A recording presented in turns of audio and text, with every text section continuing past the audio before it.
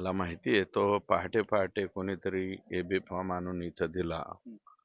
याच्यामध्ये आयडिया अशी होती की सुरेश धसचे मतं कमी करायचे. दुसरीकडे साधारणतः मराठवाड्यामध्ये कुठंच मैत्रीपूर्ण नाही आणि फक्त आष्टी विधानसभा मतदारसंघातच कशी काय मैत्रीपूर्ण.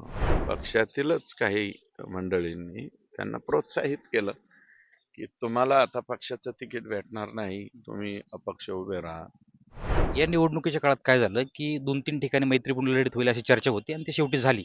परंतु ज्यावेळेस मैत्रीपूर्ण लढत होईल किंवा त्या गोष्टी पुढे होत्या, त्याच्या अगोदर इथं निवडणूक म्हणजे उमेदवारी जाहीर होण्याच्या अगोदर एक संदिग्धता होते का तो उमेदवारी कोणाला मिळेल.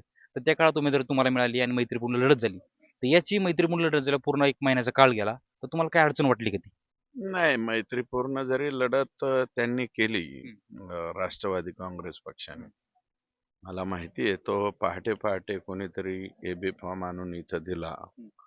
याच्यामध्ये आयडिया अशी होती की सुरेश धसचे मतं कमी करायचे, फ्रॅक्शन करायचं मतदानाचं आणि आमच्या दोघांचं म्हणजे रनिंग आमदार आणि मी, आमच्या दोघांचं मतदान जर तुटलं फुटलं तर त्यातनं दुसरे जे अपक्ष कॅन्डिडेट होते त्यांना फायदा व्हावा अशा प्रकारची आयडिया तिकीट देणाऱ्यांच्या मनामध्ये होती. परंतु ते तसं काही झालं नाही.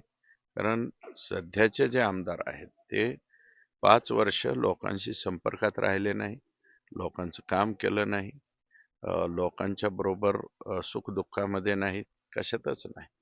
फक्त आणि फक्त त्यांचा जो आहे ते काम वगैरे करण्याचा त्यांचाच मानसिकता त्यांची राहिली. त्यामुळं त्यांना नाकारलं जाणार हे मला माहीत होतं. मला भीती वाटली नाही.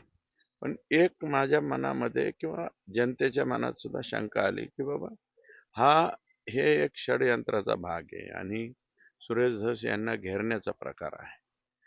मग त्याच्यामुळं तर लोक अधिक चिडली. मग आता दुसरीकडे साधारणतः मराठवाड्यामध्ये कुठंच मैत्रीपूर्ण नाही आणि फक्त आष्टी विधानसभा मतदारसंघातच कशी काय मैत्रीपूर्ण. म्हणून लोकांना जे आहे ते या गोष्टीचा राग आला आणि राग येऊन मग तो मतदार राजा अधिक ताकदीनं माझ्या पाठीमागे उभा राहिला आणि मी 10 वर्ष जरी झालो या मतदारसंघाचा प्रतिनिधी नाही तरी जनतेशी आष्टी मतदारसंघातील 3ही तालुक्यातील जनतेशी असलेले नाळ मी कधी तुटून दिलेले नाही. त्याच्यामुळे मला काही भीती वाटली नाही. आता राष्ट्रवादी काँग्रेस पक्षाचे ते करंट आमदार होते आणि ते विद्यमान आमदार असल्यामुळे आपण समजू शकतो की त्यांना तिकीट मिळेल. परंतु तुमच्या पक्षातला एक माणूस अपक्ष उमेदवारी अर्ज दाखल करतोय. मग पक्षाकडनं असे प्रयत्न होऊ शकले असते की तुम्ही वापस घ्या. अधिकृत उमेदवार सुरेश धस आहेत. प्रयत्न झाले नाही. उलट पक्षातीलच काही मंडळींनी त्यांना प्रोत्साहित केलं की तुम्हाला आता पक्षाचं तिकीट भेटणार नाही, तुम्ही अपक्ष उभे राहा. तो एक षडयंत्राचा भाग झाला का? नाही नाही ते जे काय आहे मी एकदा त्याच्यावरती बोललोय. परत परत डबल बोलणं हा माझा स्वभाव नाही. जी गोष्ट घडलेली आहे त्याच्यावर मी एकदा बोललोय, आता परत बोलण्याची माझी इच्छा नाही. त्याच्यावरती जर कोणी उत्तर वगैरे दिलं किंवा पलटवार केला तर मग मात्र मी बोलेल.